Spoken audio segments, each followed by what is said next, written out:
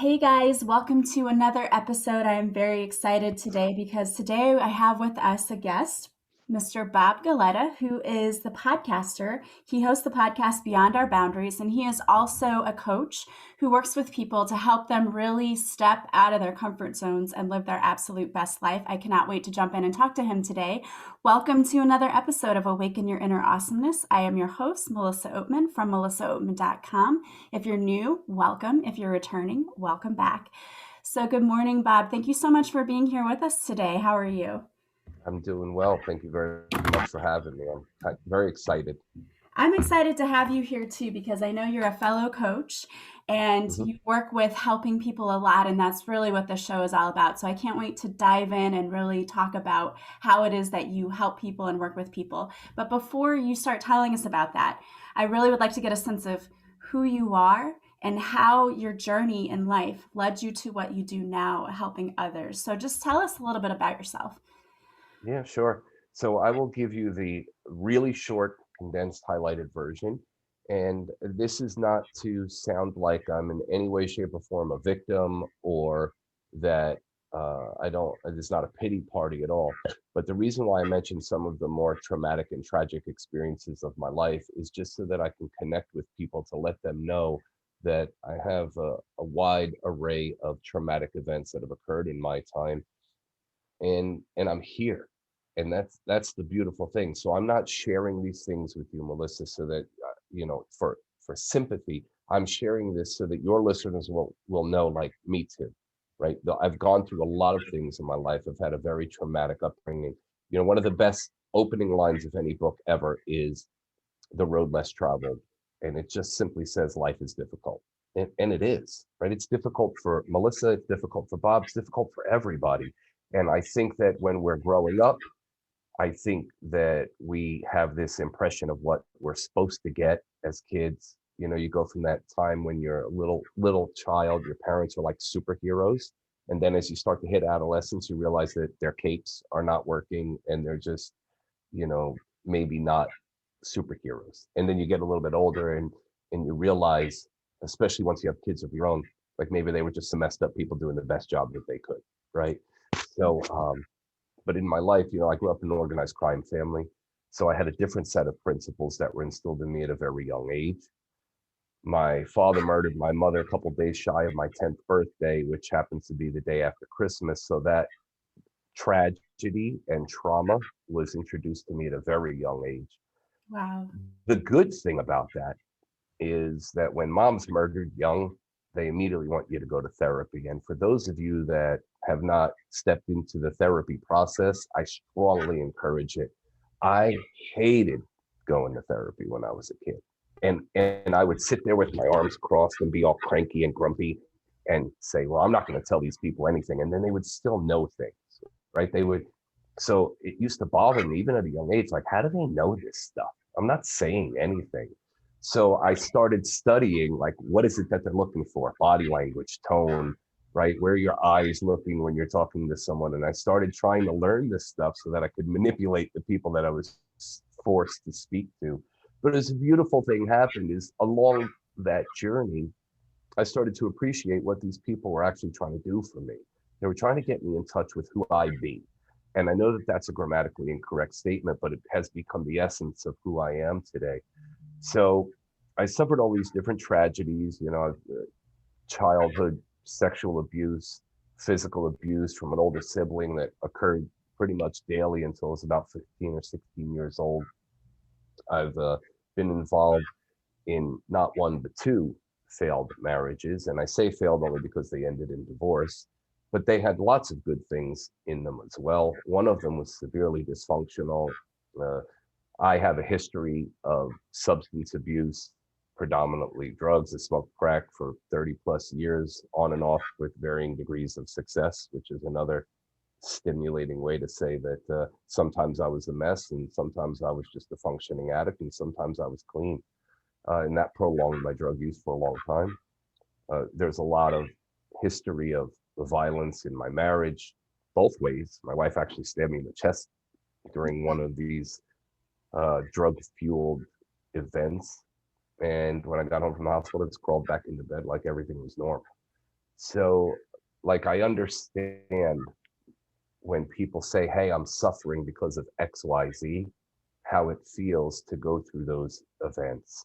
And I share all of that because if I can create a life where, well, let me just tell you how I used to live. So, what I call the dark place, when you're alone at night, head on the pillow, and there's no external input, there's just the sound of your own voice in your head. For most all of my life, that voice would say things like, you're not a good person. I don't like, you're not a good husband or a good father. You treat people badly. You're not smart enough, handsome enough, successful enough. There's some version of you're not enough. And today, when I lay my head on the pillow and when I go to my quiet place, today what I hear is I'm fully aware of what I offer to the world. And I truly love who I have become. So I've shared all of that with you guys to let you know that if I can get to a place where I truly love who I have become, then so can you. And that is my mission today. Today, what I do is help people to unlock their true potential so that they can truly love who they be. And like I said, it's a grammatically incorrect statement, but it is really the essence of who I am today. Is I focus more on the being than the doing, because regardless of what you do, when you're in the quiet place, if you don't like who you be, it's always going to manifest itself in every aspect of your life. So that's just a little bit of a background about me.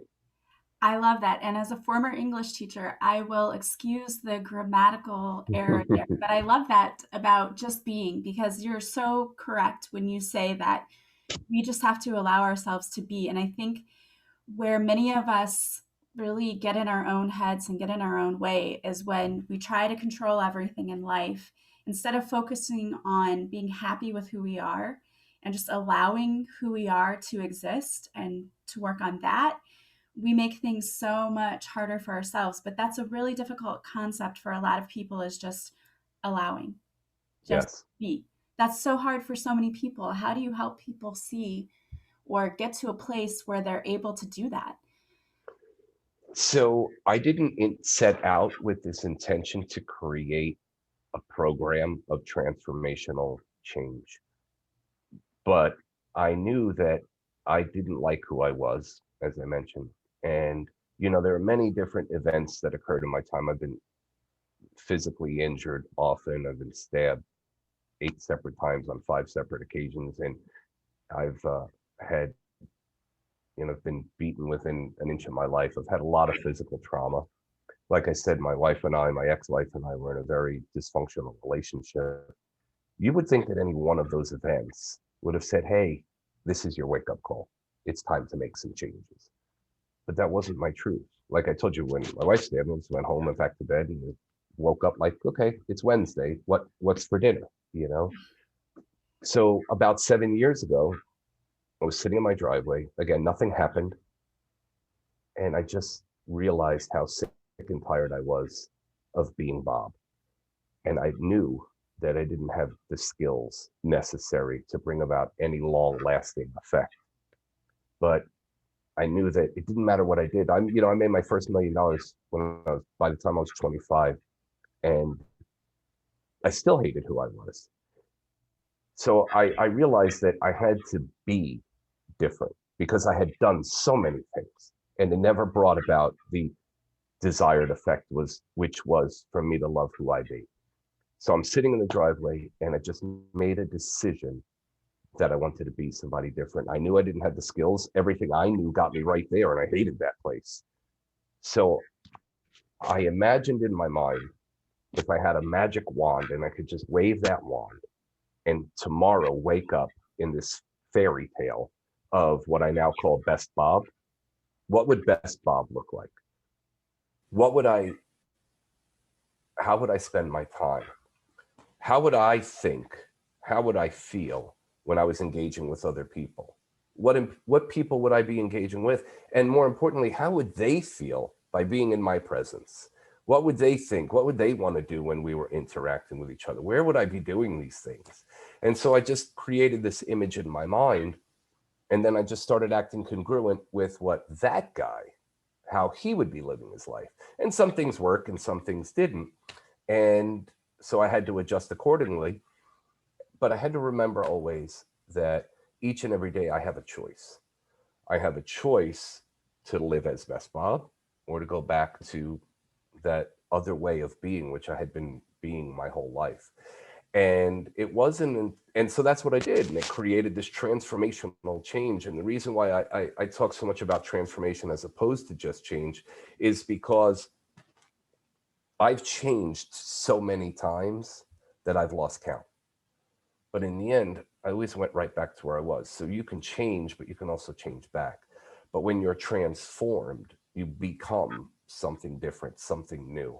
And I knew that that's what was going to be needed for me to have a long lasting effect. And it wasn't until I was being interviewed that somebody said, wow, you know, you went through all these things and you went from there to here. What system did you use? And I said, excuse me? He says, yeah, which system did you employ? I said, no system. I told him exactly what I just told you about how I'd made this decision and stuff. And he goes, oh, diary. And again, I said, excuse me? He goes, yeah, decide, imagine, act, and review. He goes, you just have to come up with something for the why. And I said, well, you choose. And he goes, there you go. And that's how the name diary, which is my 5-step framework of fundamental transformation, that's how the name was given. But the process was created out of my desire to be something other than who I was my entire life. And so now that's what I teach my students. I walk them through a 12-week course of the diary system to bring about helping them to unlock their true potential, helping them first and foremost to love who they are right where they are as your own authentic self. I live by 3 keywords, which are inspiration, authenticity, and joy. And what I want to do is to inspire people to be their most authentic self, and then to feel the joy that comes from truly loving who you be. And of course, some things need to be tweaked and adjusted so that as we drive down into the different aspects of our personality and character, much like a diamond has different faces, some of them are flawed. So we can drive down into the different aspects of our personality and character, shine some light on them, and maybe buff out some of those flaws so that we can shine like the star that we were meant to be. And that's what I help my students do. Yeah, I love that. And I love that you mentioned that we have to love ourselves exactly where we're at right now. I think that is such a key component in what you're talking about, because we are often taught, that we have to hate our ego or hate the flaws. And I've been a victim of that myself, and thinking that, Mm-hmm. that's what we need to do. But the real issue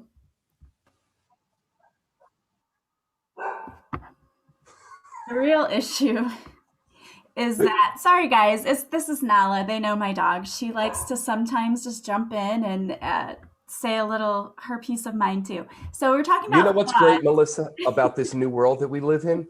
That's totally acceptable. Corona sent us all home. And I remember the first time I was watching a newscast, and one of the reporters, he's working from home now. His teenage daughter had no idea Dad's on TV, and she Yeah. just went bebopping across the screen. And he's like, "I'm really sorry," but today I think we've all grown accustomed to the kids and the dogs, and there's the UPS guys ringing the doorbell. So I say have at it. Yeah. So, guys, we're just here. This is us. These are just two normal people, regular people, bringing you this podcast. So, when things like that happen, please excuse it. But I think it also lends into what I was just talking about, which was the flaws. That we Yes. have to love ourselves, flaws and all, because oftentimes we really get this sense that we can't love ourselves if we are flawed. But the real revelation here is we are all flawed, and we make adjustments. We see where we're flawed. The real, I think, growth journey comes when you see that you're flawed and you work on that and you try to make yourself better. But we can't just say, I'm flawed, this is how I am, and I hate myself. You have to love yourself exactly what you said, where you're at right now. I think that is such an important message to get out to Mm-hmm. people, that it's okay to love yourself exactly as you are now, flawed and all, because everyone is flawed anyway. Mm-hmm. And just, be willing to be open to the fact that, hey, maybe there are ways that I can do things better, and be willing to change when you can. But I love that you mentioned that, because you really do have to love yourself exactly where you are. And I know that must have been very difficult for you to come to that realization. I mean, you've had so much trauma. I can't even imagine having to. Did you witness your mom being murdered when you were 10? Well, it's a funny story. So, not funny story. But before we get into that story, I just want to piggyback something you said. You know, I think that there are certain terms that get thrown around a lot today. And when we all start to incorporate these into our daily language, I think it minimizes the importance of them. And one of them is authenticity. Somewhere along the line, somebody started using the word authentic and authenticity, and it almost gets cheapened by the fact that it gets used so much. Like, remember before 2 years ago, nobody ever used the word pivot, but it was part of the English language, and now it's in every other sentence, right? So that's I recreated a whole podcast episode on the word pivot and this idea, but authenticity is big for me, and that's why I said, let the dog bark, let the kids knock on the door. Right? That's part of who we are. That's part of our life. And Corona taught us none of us is perfect, and we're all trying to figure it out. And it was a perfect way to let everyone know, right, that what's going on behind the curtain is the same stuff that you feel. We don't look the same, but we experience the same emotions. There are days when I don't feel very much like I love Bob. There are days when, I just can't get the damn TV to work. What happened to the Wi-Fi? Where does this cord go? Like, I don't understand. I'm a pretty smart guy. How come the computer won't turn on, right? And then all of a sudden I go down that rabbit hole of, you're an idiot. You can't fix anything. But we all feel that stuff, right? Has anybody never felt like, oh, you know what? I'm just coming up short. So we all feel that. And if you want to set out on a journey, because I believe transformation is a journey, it's a transformational journey, you need to have that honest self-assessment. If you were going to get in the car and go on a trip, the GPS, if it doesn't know where you are starting from, it can't plot the course, right? So we need an honest self-assessment, and that's what you were talking to me. So you gotta love me right where I'm at, but belay that, I've got to accept me where I'm at. And maybe I can't love me today, but I can learn to. And the way that I can do that is I identify the things that I'm not real crazy about. And then I can learn how to look through a different lens, right? I'm pointing to my eyes right now for those of you listening. So I'm pointing to my glasses, because we have to just look at life through a different lens. When you go to the optical, what does the doctor do? The doctor is just helping you with the tool. The tool are the lenses. You sit down and they put that big thing on you and has got all those lenses. And what does the doctor say? You put your face on there and goes, does it look better now? And they push the button and it switches the lens, or now, this way or this way. And they just keep click, click, click, click, right? Flipping the lenses. Nothing in the room is changing. It's still you and the doctor. The letters are still on the wall. Nothing is changing. All he's doing is changing the lens at which you're looking at the letters. But all of a sudden, he finds the one that makes it clear. And that's, to me, what a good coach does. Melissa and I cannot approach life the same exact way. We are not the same people. We don't look the same, but we have similar characteristics. Maybe she's triggered by the dog. Maybe I'm triggered by the mailman. And they cause us to feel some kind of way. But it's how we deal with those things. Those are the same, because we feel the same emotions, and the things that make us the same, those ties are so much greater than all of the things that make us different. So I just wanted to really key in on that, because we need an honest self-assessment of right where we are and who we are right here, right now in this moment, so that we can start to fix the flaws. And to get to that story, about my mom. So my parents were going through this really tumultuous time, lots of fighting, lots of craziness. And we were at my father's girlfriend's house, and they were, I don't know, on a break, not on a break, fighting. He thought it was okay to have a girlfriend, whatever. My mom shows up, a big fight breaks out, and like all of the police in town are there. We lived in a small town for a brief period of my life. And so, like, the town's police force shows up, and there's all this chaos and mayhem. And my dad's standing outside, and it's dark, and all you see are the flashing lights everywhere. He's on his knees. He's got one arm around my brother, one arm around me. And my mom's standing in the distance behind the car door. It's open, and she's crying. She's upset. And she said, you know, just give me my kids and I'm leaving. And I look at her, I say, I don't want to go with you. I want to stay with my dad. And my dad said to me, go with mommy and I'll see you tomorrow. So because he asked me, I agree. I idolize my dad. So I go with her, we go back to the house, and she's in and out of the house. She's on the phone, just all this drama. She's upset, lots of crying and yelling. And then finally she says, gives me a kiss, says, I'm going to go get cigarettes. I'll be back in a little while. And she never came home. And all I remember feeling was the last thing I said to my mom is, I don't want to be with you. And that made me angry because, you know, it's kind of like the difference between guilt and shame. Guilt is I did something that's bad, and shame is I am something that's bad. And that's how I felt. I felt like I was a bad thing because I rejected my mother, which, especially now growing up without one, like to me, that's the most pure form of love, a mother for a child, right? That's an amazing gift. I don't think men truly grasp what women, that bond by being able to create another human being. You know, there's something special that goes on with you guys and kids. And so I just felt like this horrible thing because I said to my mom that I rejected her, and then she was gone. And the reason why I said it's a funny story is I want to show the power of the mind. For 15 years and lots of therapy, it took me 15 years to connect the dots properly, which was that night when the big fight broke out and all hell broke loose. That was in October, and she didn't die until the end of December. But for that whole 2 months I lived with her, it was just her and I. And we had all that time together. And just to show the power of the mind, rather than me remembering all the joy and that closeness that we shared, just the two of us, I immediately went to the dark place.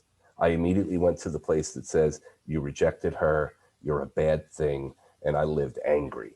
And I mean really angry. I was very violent. It was the first thing that I learned as a child was if I want to change how I feel, I can do something externally to change how I feel internally. And violence was so accepted in my family and in my neighborhood that I used violence as a way to change how I felt. And so I was a very, very violent young man, very angry, and I hated to be hurt, emotionally hurt. So I turned all that hurt into anger. And violence was the first thing that I used to deal with that pain and suffering. And then, of course, I graduated from violence to sex, alcohol, gambling, drugs, and on and on. But yeah, it's funny how the mind works because I robbed myself of something that could have been joyous, and it helped determine the path that created the rest of my life simply because immediately I turned to the dark place instead of seeing the light. Again, a simple shift in perspective. Does it look better now or Yeah. now? Yeah, and you know what though, that is honestly the natural place for the mind to go, and especially if you're a young person dealing with all of that tragedy and all of the stuff that's happening because when we grow up, we're not often taught, and it's definitely not taught in schools, how to express your emotions in a healthy way. So a lot of people do that. A lot of people go to the place where it's easier to act out than it is to process the emotions because you simply don't have the tools to do it. And I saw the same thing in my own son growing up. He was very angry at things that were happening when he would go with his dad Hmm. and things I didn't find out about until years later. And that was the way that he dealt with it too, was just to be very angry and to misbehave. For him, it wasn't anything major, just Hmm. a typical thing that teenagers do. But I think there are a lot of people out there listening to you right now who probably think, yeah, I did that.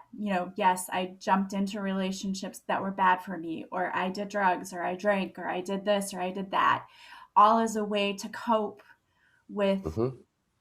all those emotions that were going on. And instead of being able to flip the switch a little bit, change the lens and say, okay, instead of taking a drink, I can do something else. I can do Yeah, something different.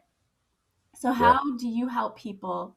Because I know I always say that it's really important that people understand when they're working with a coach. A lot of us have been through exactly what they've been through. And I think that's a very positive thing because we know how yeah. to get out of where we've been and we know how to get you to the same place. And I think that that also helps people understand look, you're not alone. We've done this, we've come on the other side, and we know that you can get there too, which I think is an amazing thing. So, how do you take your clients who maybe have been in those same patterns of behavior as you? How do you help them make that shift and change that lens? Well, first of all, I think it's important to honor whatever coping strategy you're using at the time, whether it be violence or drugs or compulsive shopping or whatever you're doing, right? Like, okay, it's not a bad thing.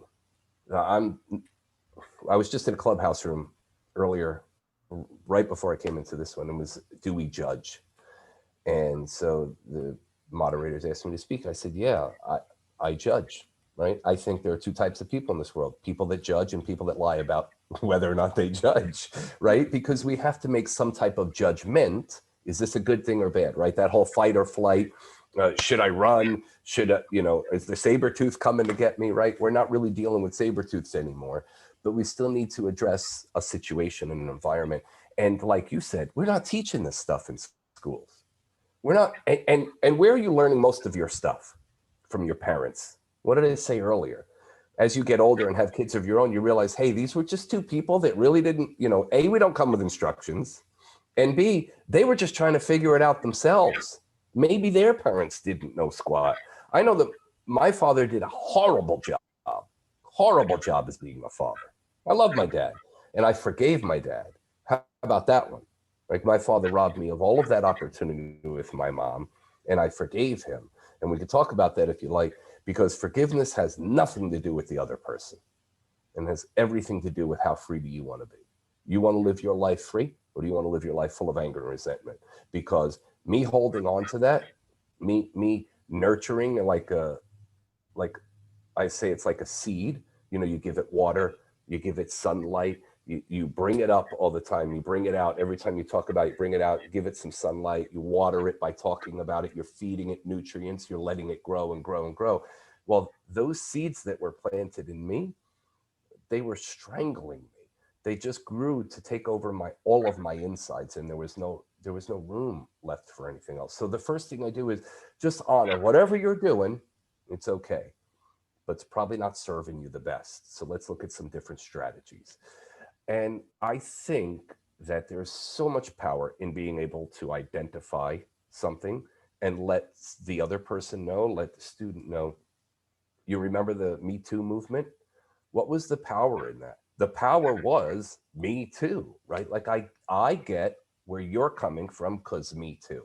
So, that very same year that my mom died, I told you my parents were going through a lot of crap, so they didn't want us kids to see them arguing. So they sent my brother to one state, they sent me to another one to stay with family. And I was sent out to California to stay with family. And at the time I was 9 years old, and I had a 19 or 20-year-old cousin who thought I was a pincushion, you know. And I used humor a lot when I was growing up to deal with pain. And so I used to refer to that as my summer of sodomy. And I hated everything about it. I would have much rather watched my parents beat the crap out of each other than what I was going through, right? But the fact that I went through that means, like, I understand how you feel if that's something you've gone through. So I try to identify first and foremost with my students. I let them know first and foremost that, yeah, me too. And here's the way that I dealt with it erroneously. I used drugs, I used gambling, I used sex, I used violence, right? I found out all those things didn't work because, like I said when we started the show, at the end of the day, no matter what I did, I still hated Bob. Now I hated Bob for all those things and the stuff that I did today to make it worse. And then I found out that I could do something different. I could start to appreciate who Bob is. And sometimes I'm not talking about major life change. I'm talking about the gradual little things. So I had to learn that the space between you and I, if a person is standing in front of me, I've been arrested like 40 or 50 times for assault. And people would often ask, why'd you hit that guy? Well, because I knew we were going to have a fight. And they said, yeah, but you started it. I said, no, I didn't start it. I just was the first person to swing. That means you started the fight. No, because where I come from, you know when you're going to fight. When you live in the jungle, you live by the laws of the jungle. So I know when someone's going to hit me. I had a zillion black eyes to prove it. I still had this lump on my forehead from being constantly hit. So I don't need to keep getting hit to know I'm about to get hit. I start striking first. And so I would let people know like that I did all of these things. It brought about this change. I hated it. So I have to do something different, right? So I create the space between. I feel that you're about to hit me, and rather than hit you, I just pause for a second. It's the STAR method: stop, think, analyze, and respond. My whole life was a reaction, everything. And maybe at first, instead of immediately hit someone, I could pause for 3 seconds and then I would hit them. But eventually I learned how to take the 3 seconds and create a longer pause so that I could stop, think about what was going on, analyze the situation, and then respond rather than react, which would then mean I'm not going to hit you at all. I may just walk away. I may say something and walk away, whatever it may be. But that when I left that event, at first, the story I would tell myself is, wow, you really suck. You didn't handle that the right way, because I really believed that hitting you was the right response. Like I said, I grew up with a different set of tools in my toolbox. But I learned over time, over practice of taking small things and making little minuscule changes, that I started to feel better.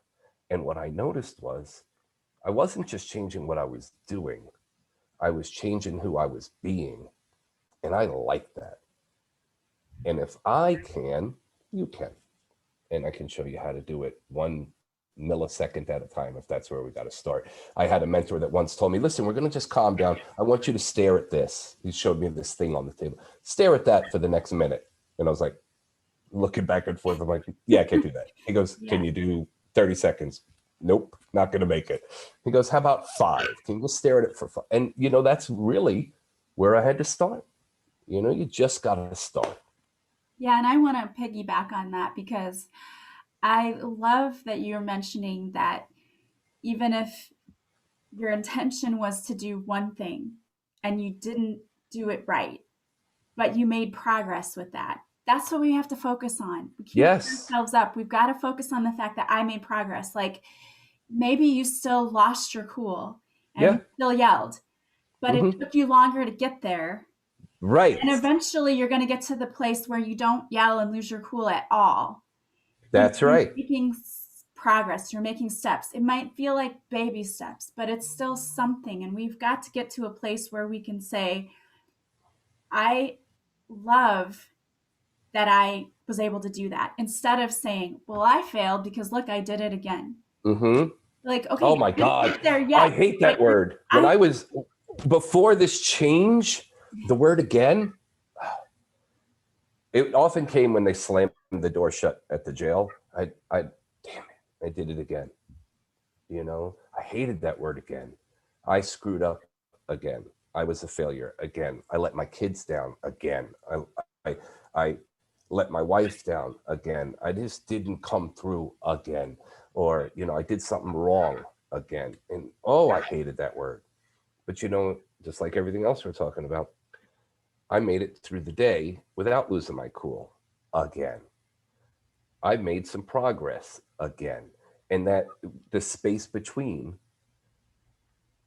the impulses that I felt, right? Event and Bob reacting, that space between got longer and longer and longer. And here's the beautiful thing. Maybe like we were both talking, maybe it's a nanosecond on day one. But then it gets to a point where like, okay, I waited a long time and then I hit someone. That's progress. So let's focus on the progress, not the failure. And then eventually it'll get to the point where I won't hit anybody. And then it'll get to the point where like I won't feel triggered by this person. And then it'll be, this is the part that was my goal. How do all these other people walk around and not be bothered by that guy over there? Like they don't even notice him, right? You ever see the spy movies when the spy turns into a regular person? They walk in the room, they still assess the situation, right? Because that's their tools. Those are the tools in their toolbox. So I kind of felt like growing up in the jungle, so to speak, that I would assess things and people would just be so oblivious. And I'd be like, man, ignorance really is bliss. I wish I didn't know some of the things I know. But you can learn. As long as you're alive, you have the opportunity to transform into anyone, live your life any way that you choose. Everyone on the planet would agree that if you've had bad circumstances and all of these bad things have happened to you, that you're a product of your environment. Nobody argues with that ever, right? Well, if you can agree that that's true, you have to apply the principle, which is why I love a principle-centered life, because principles are unwavering. They apply equally to everyone and across all circumstances. So if you can agree that you're the product of your environment and all these bad things made you who you are, then you have to agree with the principle that says if you start putting all these good things into your life and start living and creating events that are good, you will be a good person. You will have a good life. You'll feel good about who you be. Yes, and I love that. And I want to add on to what you were talking about and learning to be oblivious, because so often we listen to the criticism of others and people's opinions. What do they think about us? And I was watching a special on Brene Brown on Netflix the other night, and she was talking about when she did her first TED Talk and she looked at the comments and she said it almost killed her because people were so cruel in the comments that they wrote. But she said, I've learned that if you're not even willing to get into the arena, then your opinion means nothing to me. So these people now want to make comments on your life, yet they're not doing anything to change theirs, or they're not taking the risk, or That's they're right. not putting themselves out there. So we've got to stop caring what other people think about us and what we're doing. We have to put the focus back on what we think about ourselves and how we feel about ourselves, because you're going to get criticism from people who aren't even trying to better themselves. If you haven't walked in my shoes, don't tell me how to wear them. Exactly. You know, for the longest time, when I first started, I didn't set out to be a coach. I didn't want to get involved with this. It wasn't a dream of mine. I've been in sales on and off throughout most of my life. And I said I was a stockbroker. I started out on Wall Street when I got out of the service. I started at Stratton Oakmont. Everybody knows the company now because of Jordan Belfort, the Wolf of Wall Street, right? So that's where I started. It's where I met my second wife. And I became really good at what I did. So training people, coaching people, helping people was something that I've always been doing.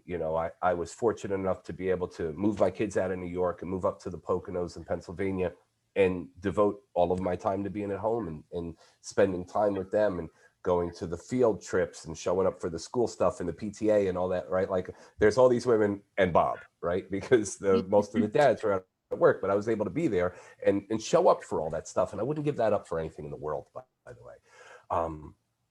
But oh, damn, I lost my train of thought. Talking about becoming a coach. You hadn't planned. Yes, that's right. So as I was coaching the kids then, right? So I go from teaching people how to sell stock and work on the phone to now I'm coaching kids in football, baseball, soccer. And you know what? It was really corny back then. But when I used to have all the kids do their warm-ups, so like before you could put on pads for football, you have to go through strength and conditioning for weeks. And I'd have the kids running back and forth in the field and doing bear crawls and doing all this stuff. And I would make them yell at the top of their lungs while they were doing it. I can do this. I can do this. So you got 50 kids running. They're all scattered all over the field and they're all screaming, I can do this. I can do this, right? To create that belief that yes, you can do this despite how you feel. You can do this. So I just, and then eventually, after having made this decision, I got involved in an MLM, and then I was talking to people and trying to coach them on sales, and how do I get people to look at my presentation, and how do I do this and how do I do that. So I was always coaching people. And one day this guy who was on my network marketing team, he says, Bob, you got to call this guy. So I call the guy, and I'm like, hey, um, Bob, I was giving you your number. He goes, oh, what do you think of my podcast? What do you think of my coaching course? What blah blah blah. And I said, I honestly don't even know who you are. I've never heard of you or from you. No clue. And he got offended, and he's like, listen, I don't know how you got my number, but I only deal with serious people. And I was like, don't you hang up the phone, because you don't know who I am. And so I told him a little bit about me, and he's like, oh, you're right. We need to talk. And he said, you have a message, and I can help you to put that message out there. And in that, the podcast was born, the coaching course was born, and the rest has got me to speaking with you right now, right here on this podcast. So as bad as there's been so many really bad events in my life, and it became so normal that we used to just call it Tuesday at my house.